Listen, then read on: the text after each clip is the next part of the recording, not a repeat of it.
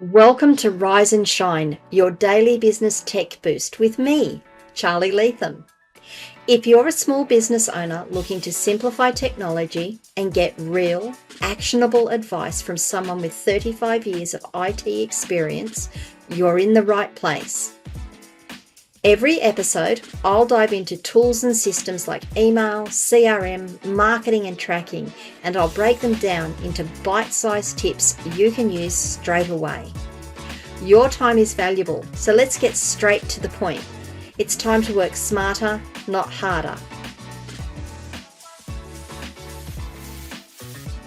Rise and shine. It's your dose of business tech inspiration with me, Charly Leetham.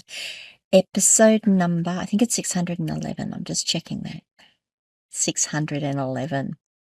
Bit out of it. I have got a lot on, so every now and again I just forget what I'm doing. 611, and we're going to be talking about website backups and how long you should be keeping them for. So when it comes to running a website, one of the most overlooked but absolutely essential tasks is keeping backups. But the real question is, how long should you actually keep those backups? Today, I'm going to break it down so that you'll know exactly what makes sense for your business or your personal site and how to strike the right balance between safety and storage. Let's just recap though. Why are website backups important? Why do they matter? Why do I bang on like I do about making sure you've got backups? Protection against cyber attacks. And hacks, of course. Cyber attacks happen every day, and even smaller websites can be targets. In fact, I find that often smaller websites are targets because they're small. People know they don't have a big budget for their cyber security. They tend to let their updates date a bit so they don't get done. And often the cyber attacks aren't about, hacking the site and doing malicious damage. It's just to be able to say, we did it. This is us. Call them script kiddies. So the backups are your safety net. If your site is compromised, you can restore it instead of having to start from scratch. So that's one reason for a backup. Guarding against accidental deletions or updates. This one's a good one too. Mistakes happen. Maybe you have deleted a page or a post on your website, or maybe you've deleted an image and you don't have a copy of it and you need to restore it so that you can get all that back. Maybe a plugin or a theme update breaks your site. Having a good backup gives you the power to rewind and recover if necessary. Now, you don't necessarily have to restore a backup if a plugin or a theme breaks. Sometimes you do. Recovering from hosting failure or crashes. So this one is a little less likely to occur. It has occurred. I have had it happen, and I have had to use backups in this case. So even the best hosting providers can have downtime or server crashes. If your host loses your data, your own backup ensures you're not completely reliant on them. Really, really important. Now, I do speak on that an awful lot. I speak on that in terms of most hosting providers will say they do backups, but when you dig into it, and I don't actually blame them for this caveat, it's a best effort backup. There's a lot going on when you're backing up a web server, and sometimes the last backup didn't work, so you've got to go back to one before. So having your own backup is really, really important. Legal or compliance requirements. One that is often overlooked. Depending on your industry, you may be required to retain records of your site's data. That means backups aren't just convenient, they are absolutely necessary. I'm not just going to say the industry. In some countries, you actually need to hold on to metadata for a while. And you need to be really certain of what it is you need to store and how long you need to store it for. Peace of mind for business continuity. So yeah, all of those four things that I've covered comes down to the fact that backups give you confidence. They give you the ability for your business to continue in the face of, in inverted commas, double quotes, a disaster. No matter what happens, you know your website and your business can run smoothly. Alrighty, so now let's move into the actual crux of this episode and talk about I've lost my mouse. Of course I've lost my mouse. There it is. And talk about the factors that determine backup retention. How long should you keep it? So backup retention, how long do you need to keep copies of your backups? Should you keep copies of your backup? So the size and complexity of your website is a major factor for this. A small blog or a small website is very different from a massive e-commerce store or a massive membership site or content rich site. The larger and more complex your site, the more strategic you need to be about how long you keep your backups. Now, the reason I say that is a small website might only be 200 or 300 megabytes. The backup on that might only be 200 or 300 megabytes. When you get into larger sites, I am seeing backup sizes of 1, 2, 3, 4, 5 gigabytes. That's a lot of data to store for a long period of time, especially if you've got to store multiple copies of it. The frequency of updates and content changes also affect how long you should be keeping a backup for, or how many backups you should be keeping. If you're posting daily blogs, adding new products regularly, or updating customer records, of course you're going to be wanting more frequent backups and a longer retention window than if you update your site once a month or once every 6 months. If it's only once every 6 months, you don't need to worry about backing up daily. If you are posting daily, if you are updating daily, you might need to worry about backing up daily. Storage costs and limitations. So this is the bit that really kills me. Storing backups can get really expensive, especially if you're keeping years worth of data. Balancing those costs with risk tolerance is the key here. So now we're coming down into our threat and risk assessment stuff that I speak about often too. Industry regulation and data retention laws. So coming back to that original point, what does your industry say you need to do? What do your country or your local regulations say you have to do? That's going to be one of the factors that you need to consider with your backup retention. Business risk tolerance and disaster recovery plans. Okay, so this is now your threat and risk assessment. What is your risk profile? How much can you afford to lose if your site crashes? How many days, weeks, months worth of data can you afford to lose before it becomes more costly for you to restore it? What happens if you are, so let me try and give you an example on that one. What happens if you are posting daily and only backing up weekly? You are going to lose a maximum of 6 or 7 days worth of updates. Is that a risk to you? Some people say, no, that's fine. I can deal with that. I'll just restore all the stuff. I'll just redo the stuff for the week. It's quicker for me to do that than pay the extra to take the data, to take the backup for the daily backup. Because when you go from a weekly backup to a daily backup, you're going from one every 7 days to one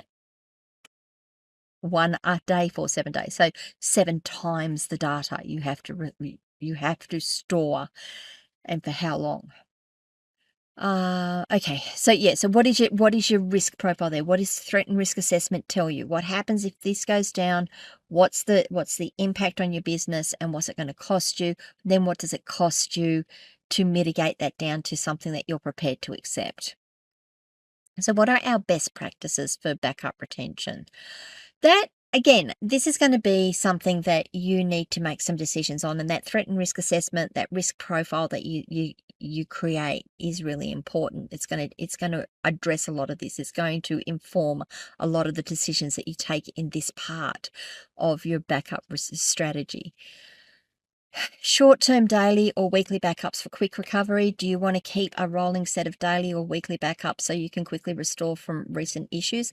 That tends to be my go-to. I do a daily database backup for most of my clients and a weekly full backup for them. Reason being is that if we've got the data there and we lose some images, restoring files is a bit easier to do than actually recreating the posts that we wrote. If we've got the content, we can add the extra bits into it. You keep them rolling though. So, if I do daily database backup, if I do a database backup once a day, I will then keep those for 7 days. On day 8, backup 1 gets overwritten. On day 9, backup 2 gets overwritten. So it's constantly rolling. I can go back a maximum of 7 days for the database. If you've gone past there and you need something that you did 14 or 21 days ago, no, you can't help that. That can't be helped. You could certainly keep them for longer, but again, you start ending up with a lot of data you've got to store. So keeping them rolling and keep the weekly backups rolling as well. I normally keep a maximum of 2 weekly backups. Again, it's about storage space. It's about how do I store them? Monthly backups stored for 6 to 12 months. So you can take a monthly snapshot of your website. So once a month, you can take a snapshot. Give you a broader safety net. It lets you go back further if an issue slips under the radar. If you're updating daily, though, that tends to be not quite so helpful, mostly because you take it at a point in time. You're only going to get the snapshot at that point in time, but you can do that, and you keep them for 6 to 12 months. Yearly backups stored for long-term archives. If you need to, you can take a backup once a year. You can drop them into a folder somewhere. You might be able to drop them onto AWS or into one of the online storage systems. Put them onto a portable drive. Put them onto a data stick. Label the data stick. Put that data stick somewhere safe, of course, where you can find it. That gives you historical records or for rare situations where you need very old data. Again, with the way data and content goes these days, I feel that those options are of less utility to people. Now, I mentioned there using offsite or cloud storage systems. I use a belt and braces. A belt and braces? Yeah, belt and braces approach for it. So I do put my backups up into cloud storage. It takes them off of the web server. Be careful. I rarely store backups on the server where the website is. If that server goes down, I will lose access to those backups. If I've got those backups up in a cloud storage system and that website goes down or that server goes down, I can get the backups. I can restore really quickly. But leaving them in cloud storage isn't enough. In my opinion, it really isn't enough. What you should also be doing is taking a copy of those in cloud storage and dropping them into a more local or a local solution. Have a solid state drive, have a thumb drive, because you can get pretty large thumb drives. Have a thumb drive and back them off onto that. Put that once you've done your backup of those, put that away. Don't leave it connected to your computer. Don't leave it out where it can be dropped or broken. Put it away. Test it regularly to make sure that you can still access the data on it, but make sure you've got an offsite, what we call an offsite copy of it. I certainly recommend using cloud storage, though, because most backup systems are set to automatically copy things up. It'll copy it up to your when the backup finishes, it will copy it up to the cloud storage system and it will delete it for you. You can then use some automation processes and some tools to take it out of cloud storage and put it onto your local storage as well. I did mention that you should be periodically testing and refreshing backups for reliability. Don't just trust that because you've got the SSD drive there, the solid state drive, the SSD sitting there and you've been backing up to it, that you can actually access the backups on it. Too many times I've had people say, yeah, it's fine. I've got it on my SSD. It's fine. I'm like, well, can I have a copy of it? Oh, it's corrupted. With SSDs, that's less likely to happen than with our old standard mechanical drives with the platters that spun. However, it can still happen. So it's really important that you test those backups that you've got. Make sure you have access to them. Make sure you can pull them down. Make sure you can restore them. If you've got the budget for it, get your tech team, get someone like me who provides services to do that for you. Get us to test it. We can run them up on our staging servers, on our development servers. And we can test that those backups are actually usable for you. I really, really strongly recommend at least doing that once every quarter. Potentially, if you can, do them once a month. Now, you see how I sort of hedge my bets here? It comes down to your risk budget, and it comes down to your own budget. You're busy, you've got a lot of time constraints, there's a lot of things going on. This is important, but is this more important than another project you're working on? You've got to take that balance into consideration. So how long should you keep a website backup? I didn't actually answer that, did I? Because I can't. That's up to you. What you need to consider is it's a mix of short-term and long-term backups. You need daily and weekly backups for quick fixes, monthly for up to a year, and yearly for the long haul if you need that historical data. The right balance depends on you, your website, your industry, your risk profile, your threat and risk assessment. The bottom line is backups are your insurance policy. Keep them long enough to protect your business, but be smart enough so that they don't drain your resources. Alrighty, I'm really, really sorry that I can't give you an exact answer, because the answer is it depends. But I can give you enough information that you can start making some decisions or looking at the factors that affect your business. As always, if you need help, you can reach out. If you go to your tech team, talk to your tech team, get your tech people to give you a threat and risk assessment or what they see as your threat profile. Don't just trust your techs though, as when they look at your threat profile. You've got to look at your techs. Then you have to go to your compliance people and your accountant and all of those people and take all of that information to give you your threat profile. But get your tech people to start on it, because they'll be able to give you a lot of the factors around it. If you don't have a tech team, you can always reach out to me and my team. This is what I do for businesses. Well, not just this, but I support businesses and help them do things like this. I have a monthly service. I am your insurance policy, basically. I'm there when you need someone to help. When you go, I just can't do it. I don't have the time. I don't even understand what these words on the page mean. I need someone that I can just go to and have a look at. I do have a monthly service. It's very, very cost effective. Feel free to reach out. Now, have I said something here that you disagree with? Have I raised more questions than I've answered? I probably have in this episode. You can come and join my community to have a discussion around those. askcharlyleetham.locals.com. If you want to, you can always leave comments wherever you are watching or listening to this video. If this was helpful, maybe share the video with a friend. Please give it a like. It really does help. And if you haven't already, subscribe to the channel and ring the notification bell so you find out when I drop more content. And I will see you guys the day after tomorrow. Bye.